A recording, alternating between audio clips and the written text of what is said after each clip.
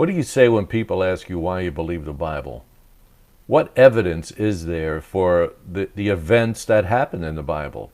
Is there anything that you could say you trust the Bible because there is sufficient evidence for me to believe that Jesus is alive from the dead? Well, that's what we're going to talk about today on Apologetics for the Rest of Us.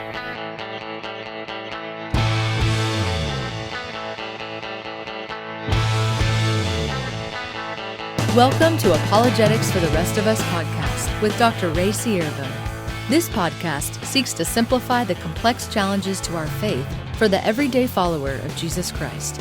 You'll discover how to give answers to everyone who asks you about the hope within your heart, as Dr. Ray explains not only what we believe, but why we believe what we do. And now here's your host, Dr. Ray Ciervo.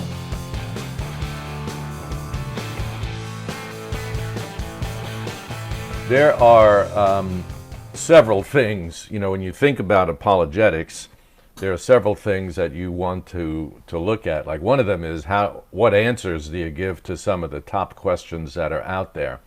There's so much of philosophy and history and science, just common sense that there is to learn how to give an answer, how to respond. And as you know, my ministry is called No Pat Answers, part of Ray Ciervo Ministries.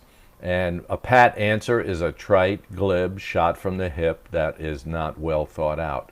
And so we're always looking for answers that are well thought out and are reasoned and can be also relevant. We want them to be sound answers. In other words, they have to be viable answers, the best possible explanation, because in many ways, we don't have things that are beyond a reasonable doubt. Nobody does. If there's a reasonable doubt, then we need to find better evidence for what we believe or move on to the next subject. But I believe in the Scripture because I believe we have sufficient evidence to recognize the New Testament and the Old Testament as historically reliable documents, and that they convey to us the message. They are the big story of reality. What we mean by the big story, the fancy word or the word that's used among philosophers and postmoderns especially, is meta-narrative. It's the narrative that is above all the other narratives to which all the little narratives tie into. So evolution would be a meta-narrative. It tries to explain all of reality, at least how life progressed. It doesn't tell us how life began. The Bible is a meta-narrative. Most religions are a meta-narrative. They are the narrative that explains reality the way it is. I believe that the Bible is the best way to look at reality. There isn't a better way for us to understand what is real. And that is according to what we've already discussed about the truth, which, by the way, we will come back to, and we'll talk about the truth at another time, but because it'll never leave us. Truth is prior. So why do we believe the New Testament as something that's historically reliable? Well, that's what we're going to look at today. We're going to look at some of the evidences for the resurrection of Jesus Christ. Now, some of you might think that evidence undermines your faith, that if you have something that is solid to believe in, that somehow is going to disrupt or destroy your faith. Let me tell you, the opposite is true. Faith is trust, and trust has to have something to be placed in. Now, when you just say, well, I trust Jesus, that's great. My question to you would be, which Jesus? The Jesus of the Mormons, the Jesus of the Jehovah's Witnesses, the Jesus of the many Hindu gods? Which Jesus are we talking about? And of course you would say, well, the Jesus of the Bible. I would respond to you then, why do you trust the Bible? What gives you the strength or the leading to say, I trust the New Testament or I trust the Bible? Well, again, that's what we're going to talk about today. And so when we to open our Bibles, we find, especially when we turn to the New Testament, we find the four Gospels. Now, let me just say this right up front. There are some great books out there that I have to go and get this one off my desk. Actually, I'm going to get two of them. There are two books that I would say you ought to read. One, definitely for sure, is a book that you must get hold of and read. It's by Peter J. Williams. It's called "Can We Trust the Gospels?" Can we trust the Gospels? And it is compact. It's short, but it is filled with all kinds of stuff. I think it's less than 140 pages, or might just be at 140 pages. And it is something that you could read in an afternoon. Of course, you will make a lot of notes and come to some understandings of why we trust the New Testament. I can't cover all of them today. We may come back and look at some things at a later time. Another one is by Jonathan T. Pennington. This one is a little bit more involved. It's called Reading the Gospels Wisely. And I keep this by my side when I'm in my study reading, always going back and reading different parts of it. I believe, I could be mistaken, that this was Pennington's dissertation for his PhD. Richard Bauckham wrote the introduction to it, and just a tremendous book. Reading the Gospels Wisely, and can we trust the Gospels? And of course, I love the idea of defending the Gospels. I believe that the church has really lost sight of the purpose of the Gospels, other than picking out, different verses, which, if I could give you a tip or just some understanding, and that is in the original writings, and certainly in the copies up until about probably 500 or 600 years ago, there were no chapter separations or verses in the Bible.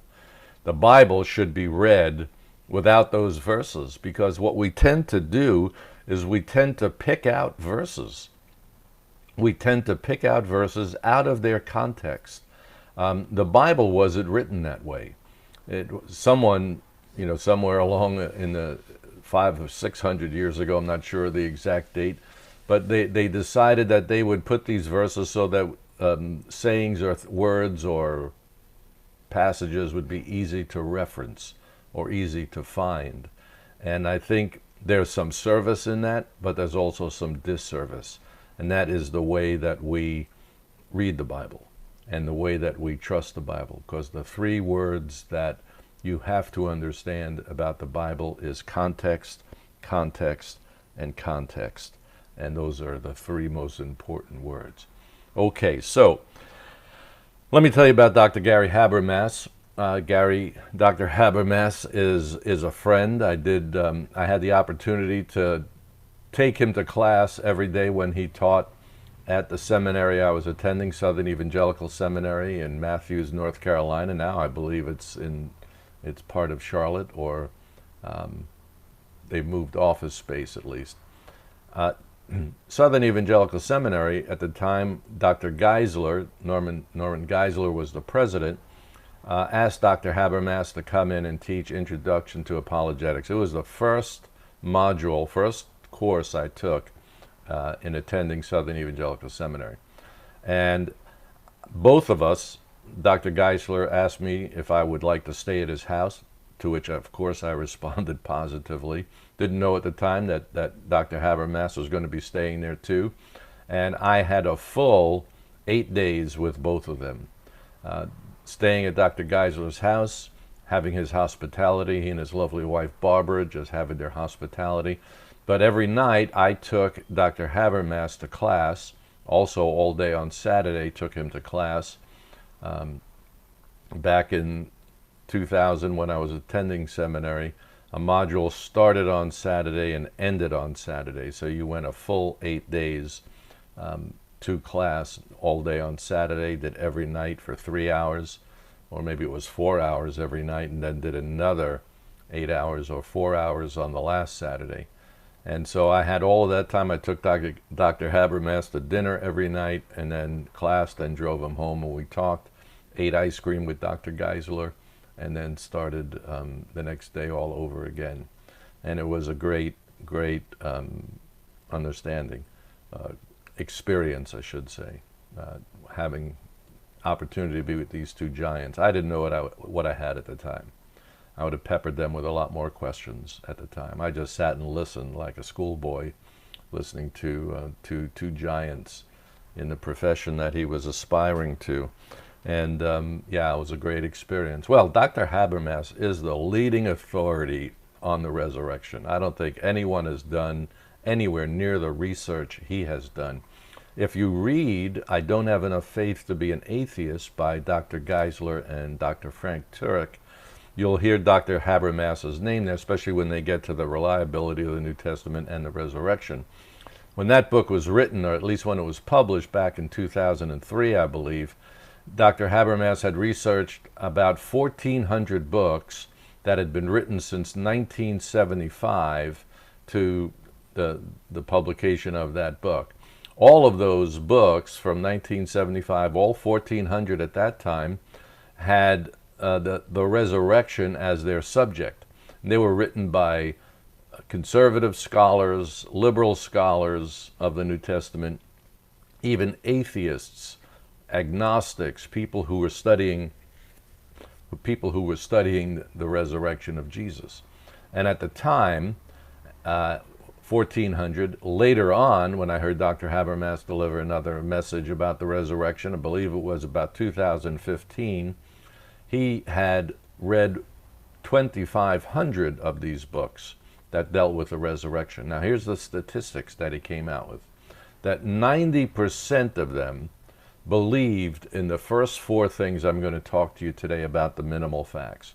90% conservative, liberal, agnostic, atheistic scholars of the New Testament. These are people who are trying to disprove the New Testament, people who want to challenge the authority of the New Testament, as well as people who are convinced that the New Testament is authoritative. They all believe in all of these things. And we're going to get to those as soon as we come back. I'm going to take a short break right now. If you're enjoying Apologetics for the Rest of Us, we invite you to help support us. You can donate by going to www.nopatanswers.com and click on the Support Us button. You can also send a check to RCM P.O. Box 507, Ocean, New Jersey 07755. We are grateful you are listening to the podcast and pray it helps you strengthen your faith and witness. Okay, so we're looking at the credibility of the Gospels, the credibility of the eyewitnesses, the credibility of all the references to the resurrection. And I was just talking about Dr. Gary Habermas and the research that he's done. Now, he's written a couple of books, one of them called The Historical Jesus, which I think is one of the best books written on Jesus Christ. And in there he covers non-Christian writers from the first and early second century who mention Jesus. He looks at Christian writers who are non-biblical. In other words, they were the disciples of the apostles and what they wrote about the New Testament, as well as the gospel narratives and how they explain things. 1 Corinthians 15 is very important, and I believe if we have time today, I'll tell you about Acts 13. That also, I think, tells us that the dates of the Gospels were very early. They were very early dates, and we can identify them because of some verses in Acts chapter 13. That is, if we get the time to do that. I want to try to keep our time just at about a half an hour if I could. Okay, the minimal facts. Now, according to Dr. Gary Habermas, 2,500 books written since 1975 about the resurrection of Jesus Christ, the existence of Jesus, his death, life, death, and resurrection. And you have people like Josephus and Tacitus. Tacitus was a Roman historian who wrote about Jesus Christ and the persecution by Nero. He also wrote about, I believe it was Tacitus who wrote about that. He also wrote to the Emperor Trajan, who also mentioned some things in some of his writings. Josephus is probably one of the most reliable sources of the first century Judaism because of his works. He also wrote something about his own life, his own biography, but he wrote the Annals. He wrote the Jewish Wars, and Antiquities was the other book he wrote that looked back on the history of the people of God from a Jewish perspective, and he remains perhaps atop. So now we have 90% of these 2,500 books written since 1975, and 90% of them agree on these first four principles. Okay, the first one is that Jesus Christ was a real person, and that he was crucified, he was punished and crucified under Pontius Pilate, who was the procurator or governor of Judea at the time. And we can date with some certainty, and I'm going to give you a wide berth. I'm going to give you a 10-year span, which I think is being more than liberal to when Pontius Pilate was there, from AD 26 to AD 36. So he is the governor of Judea. He's in charge of everything, and of course he's mentioned in all four Gospels as being the one who hands Jesus over to the the Jews hand him over to Pilate. Pilate has him crucified because the Jews were not allowed. So all 2,500 of them say that he was crucified during this time. So what does that solve for us? Well, first of all, it solves the problem of people saying that Jesus never existed. Here you have non-biblical, atheist scholars acknowledging that Jesus was a real person.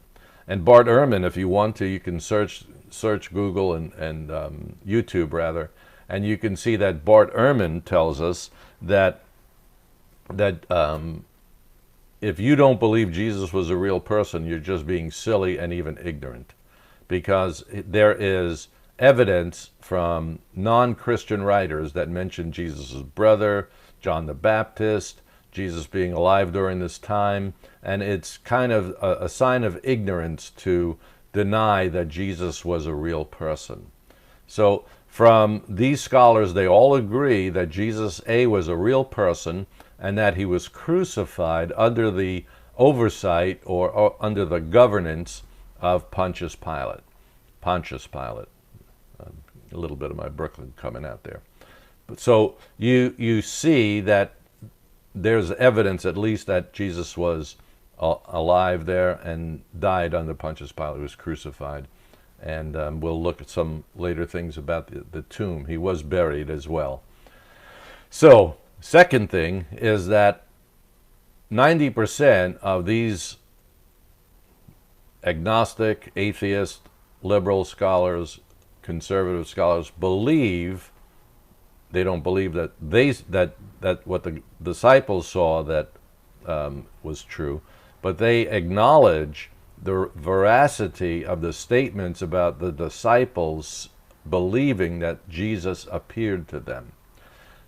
Make that clear for you. I'm not saying that these agnostics say that they believe what the disciples saw was real. They believe that they get from the evidence, they all agree, 90% of them, that the disciples believed that they saw Jesus. So they're all acknowledging an experience that the disciples say that they had. They're not saying that they agree with them or that they believe in it, but they're saying that the disciples believed it. Okay, so what are the arguments against the appearances? Well, one of them is, that Jesus really didn't die. That one's kind of been really destroyed as an argument. If you understand Roman crucifixion, nobody could fake it, nor could Jesus have recovered from his wounds within 3 days and do the things that the Gospels said he did and that no one else has written anything about it. Jesus appeared to them, and that in his appearance he was alive from the dead. And that's something that they all acknowledge, that this was a reality for the disciples. Now, the other one is that the disciples were hallucinating. That seems like it could be a good argument against his appearances, but what we'd have to say to that is that there is no such thing as a group hallucination, no more than there is such a thing as a group dream. And Bart Ehrman tries to bring up the fact that psychologists have said that when someone loses someone they dearly love in a tragic, sudden way, that they will have some idea or an appearance will happen to them. They'll say that they saw their loved one has appeared in some shape or form. The problem with that is that when you dig down a little bit about those psychological thoughts or appearances, only 17% of people who lose someone that they love dearly in a tragic, sudden way, only 17% of them have those kinds of appearances. In the case of the disciples, it would have to be 100% of them. And if you add on the 500, or the more than 500 that Paul mentions in 1 Corinthians 15, now we're dealing with really a really super kind of hallucination, which we don't believe really could happen. So those two are the best arguments. There's the silly ones, like Jesus learned how to do the yogi thing, for the years from his 12-year-old appearance in the temple till his appearance with John the Baptist, that he went to India and he learned how to slow his heart rate down. Again, if you look at the Journal of the American Medical Association, they have a document written around 1985 or 86 on Roman crucifixion. You can Google that too, and look and see the kind of torture that the person was put through. From the Gospels, we know that Jesus couldn't even carry his own cross. He'd have been beaten with a cat o' nine tails, which would have ripped the flesh off his back. It was 9 strands of leather with stones and sharp objects woven into them. And when it was laid on your back, it was ripped across and would literally take the skin right off your back. Jesus would have lost an enormous amount of blood at the same time, being beaten, and everything else that we recognize happened to him. So there really isn't this whole idea of yogi. Jesus was dead. They knew he was dead. And without getting too gory, if you're a policeman, someone who works with rescue, first responders, you know when someone is dead, certainly after they've hung on a cross for so many years. And there's even a testimony that the Roman soldiers did not break his legs, which would have hastened his death had he not been recognized as already being dead. The reason for that whole breaking his legs is that you would be suffocating as you hung on the cross in the way that you were hanging. And so the Romans put a block under their feet so that they could lift themselves up to get a breath. They weren't being kind. They were just making the torture longer. They would make you exist or last longer that way. So Jesus was definitely dead. And his appearances, now you have to give me a better explanation for more than 500 people who saw Jesus alive from the dead after he was brutally murdered or tortured and murdered on the cross. How do we know that how do we know that these are viable explanations of that? Yeah, so those are two. Number 3 is that James, the Lord's brother, who was a skeptic, becomes a believer. And this is mentioned again in the book of Acts. He is with Mary and the other disciples when they're gathered together to choose a new or replacement for Judas. It's Mary and the brothers of Jesus are all there together. And in 1 Corinthians 15, we also understand that Jesus appeared to James. And so James becomes a significant part of the church. He becomes a believer. He was a skeptic. If you read the Gospels, you realize that he did not believe his brother was the Messiah, didn't follow Jesus. So there's a Another fact is minimal facts that that these scholars all agree on. So you got three things so far. Jesus died under Pontius Pilate, was crucified.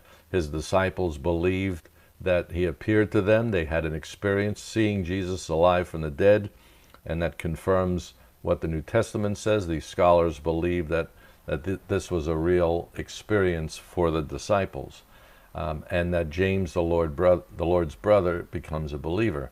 The fourth one is that Paul, who was an enemy of the church, persecuting Christians for their faith and their newfound faith in the resurrection or in Jesus Christ, he was a persecutor. He becomes a Christian. And not only does he become a Christian, but he becomes one of the leading preachers, one of the leading apostles of faith during the book of Acts, all the way up to from chapter 13 all the way through the end of the book of Acts. It focuses on the ministry of Paul. And so we have those four things that 90% of those who were following Jesus believe in. Those scholars believe that these things can all be reasonable facts, that you can believe in those things. And these are called minimal facts. In Dr. Gary Habermas's book, written with Michael Licona, The Case for the Resurrection, another book that you should read about the resurrection. They cover a number of things. It's written really at a popular level, and it's one that you definitely can understand and get your mind around. To read up on these minimal facts, it really is something to go on. There are actually 12 things that you could put together from the New Testament, non-biblical writers, biblical writers, non-biblical Christian writers. You have all of these witnesses to the statements made in the Gospels, and you could actually build, if you could remember them, 12 things that are there. But the 5 are what we call the minimal facts. So again, we have Jesus was crucified under Pontius Pilate. His disciples believed they saw him after he was buried, came out of the tomb. James, the Lord's brother, was a skeptic. He becomes a believer. Paul was an enemy of the cross. He becomes a believer. Now, here's where there's a little bit of differentiation. Of these 2,500 scholars, only 75% of them believe the fifth one, and that is that the tomb was empty. The tomb in which Jesus was buried was empty. And, it's interesting, if you read through the Gospels, the things that are mentioned 4 times, and I'll get to the other one in a minute, but these four things, four Gospels are mentioned. The 4 Gospels mention all of these things. Well, one of them is a feeding of the 5,000. Another one is the tomb that Jesus was buried in it was a new tomb, and we find out it belonged to a man called Joseph of Arimathea.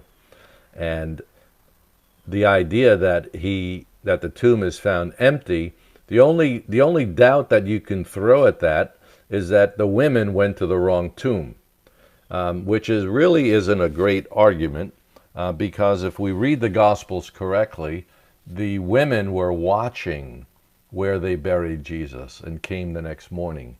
There's even recognition that they came early in the morning while it was still dark. At least we would understand that from what we can read in the Gospels. So there's the 5 things. Jesus was crucified under Pontius Pilate. The disciples believed they saw him alive after he was buried. The brother of Jesus, James, the brother of Jesus, who was a skeptic, becomes a believer. Paul, who was the enemy of the church, he becomes a believer. And then the tomb was found empty. And again, the arguments against that is that the women went to the wrong tomb. Maybe there were grave robbers. But you have to remember that there were at least 2, maybe 4, maybe 6 soldiers that were guarding the tomb. And when the occurrence of Jesus's resurrection occurred, they were like dead men. And the angels appeared there to the women, the the soldiers went to tell the high priest what had happened, and they set off with the first excuse for what happened to the body of Jesus was they paid these soldiers to say that the disciples came and stole the body, listen, while we were sleeping. How would they know that it was the disciples if it happened while they were sleeping? I would think you would have to be awake to be able to recognize them. Well, these are the things that go on in the New Testament. And I'll give you the last one very quickly, and that is when Paul and Barnabas are preaching in Pisidian Antioch in Acts 13. During Paul's sermon, he starts with Moses, or at least the deliverance of the people of Israel, and goes down through a couple of things that happened, and then goes to the King David, and basically says it was from David's offspring that God has provided for us a Savior. And then he mentions John the Baptist, and he quotes John's statement of saying that the thong of whose sandal, one coming after me, the thong of whose sandal I am not worthy to untie. And when he says that, you have to think, where did Paul get that from? Well, it had to come from the original disciples who were there, who heard John say that. So that statement, as part of the Gospels or part of the gospel message, tells you how early the gospel message was put together, how already the apostles were rehearsing the history of Israel to the coming of Christ. And this was the pinnacle of the coming of the promise that God had made to mankind, especially to the Jewish people at this time. And so you see how you can tie things back very early. Paul was in Jerusalem within 3 years of his conversion. These things were already put together, and it gives us some solid footing to say that we have the earliest of recognition, the earliest of testimony.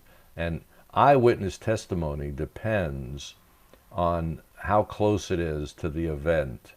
You know, it isn't hearsay. We do have Mark's gospel. Mark wasn't one of the disciples, but it's known that Mark was Peter's secretary. And Luke tells us right up front that he went and interviewed the eyewitnesses.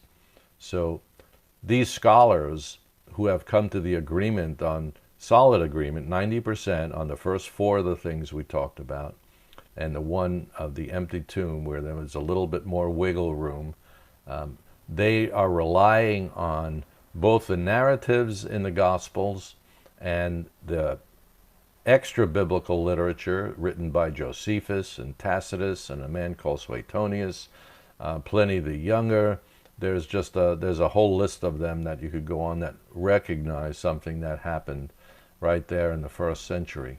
And so when people ask us, why do we believe the Bible? It's not just because of our experience, which is something that's great, but it also is because of the evidence that we have, and we can place our trust in the facts and believe that this is a historically reliable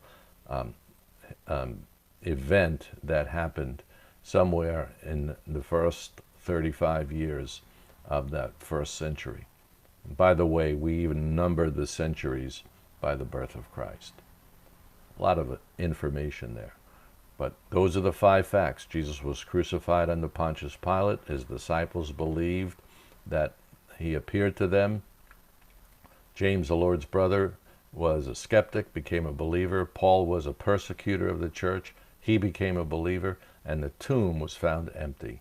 Those are the 5 minimal facts that you could share with anyone and ask them for a better explanation of what we know is historically accurate.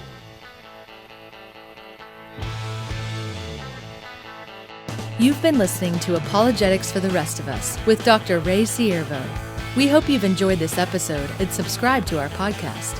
Also, please visit our website at www.nopadanswers.com, where you'll find more information about conferences and seminars. If you have questions for Dr. Ciervo, you can email him at info@nopatanswers.com. Have a great day, and God bless.